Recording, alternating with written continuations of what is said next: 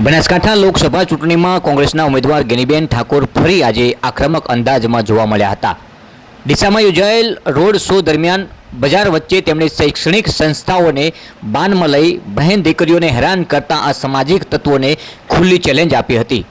ગુજરાતમાં ત્રીજા તબક્કાનું મતદાન 7 મેના રોજ યોજવાનું છે, જેને હવે ગણતરીના દિવસો બાકી છે। ત્યારે કોંગ્રેસ અને ભાજપ બંને પક્ષ દ્વારા પ્રચાર કાર્ય જોરશોરથી શરૂ કરી દેવામાં આવ્યું છે। ભાજપ દ્વારા 1 મેના રોજ વડાપ્રધાન નરેન્દ્ર મોદીની બનાસકાંઠામાં જાહેર સભા યોજાશે। જોકે કોંગ્રેસમાંથી હજુ સુધી કોઈ સ્ટાર પ્રચારકની બનાસકાંઠામાં જાહેર સભા યોજાઈ નથી। ત્યારે કોંગ્રેસના ઉમેદવાર આપબળે પ્રચાર કાર્યની દોર સંભાળી રહ્યા છે। ત્યારે આજે ડીસા શહેરમાં કોંગ્રેસના ઉમેદવાર ગેનીબેન ઠાકોરનો રોડ શો યોજાયો હતો। ડીસાના એરોડ્રામ 4 રસ્તાથી આગળથી ગેનીબેન ઠાકોર ખુલ્લી જીપમાં કોંગ્રેસના આગેવાનો સાથે નીકળતા મોટી સંખ્યામાં બાઇકો અને ગાડીઓનો કાફલો રોડ શોમાં જોડાતા સમગ્ર શહેરમાં ચૂંટણીનો અલગ પ્રકારનો માહોલ ઊભો થયો હતો તેવા દ્રશ્યો સર્જાયા હતા।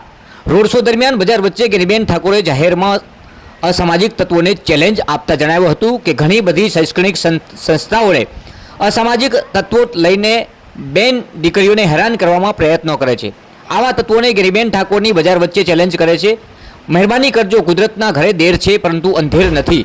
તમને પણ પહોંચી વળવા માટે કોઈકને કોઈક સક્ષમ છે। એ વાતને ધ્યાનમાં રાખીને હું તમામને ખાતરી આપું છું, બેન દીકરીની સુરક્ષાની વાતો આવે એમાં ગેનીબેન ઠાકોરે ભૂતકાળમાં ક્યારેય પીછેહટ કરી નથી અને ભવિષ્યમાં પણ ક્યારેય પીછેહટ કરશે નહીં તેવી વાત બનાસકાંઠા લોકસભા કોંગ્રેસના ઉમેદવાર ગેનીબેન ઠાકોરે કરી હતી।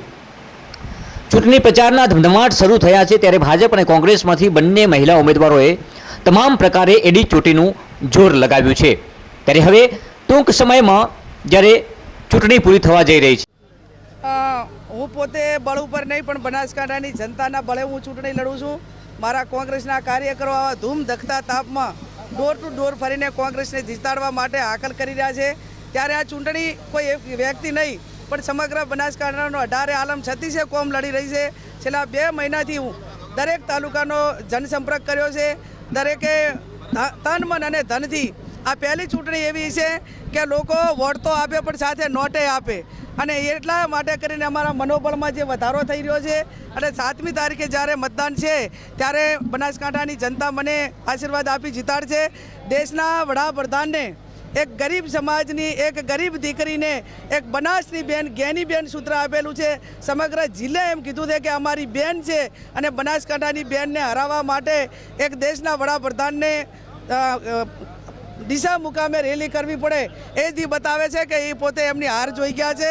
પણ બનાસકાંઠાની જનતા હવે જે કાંઈ સ્થાનિક જે હિતો છે, જે સહકારી માળખું છે, એક તરફી એકદમ તાનાશાહી ચાલી રહી છે, એ તાનાશાહીથી કંટાળી રહ્યા છે। ત્યારે આ વખતે બનાસકાંઠા પરિવર્તન કરી અને કોંગ્રેસ પાર્ટીને આશીર્વાદ આપશે।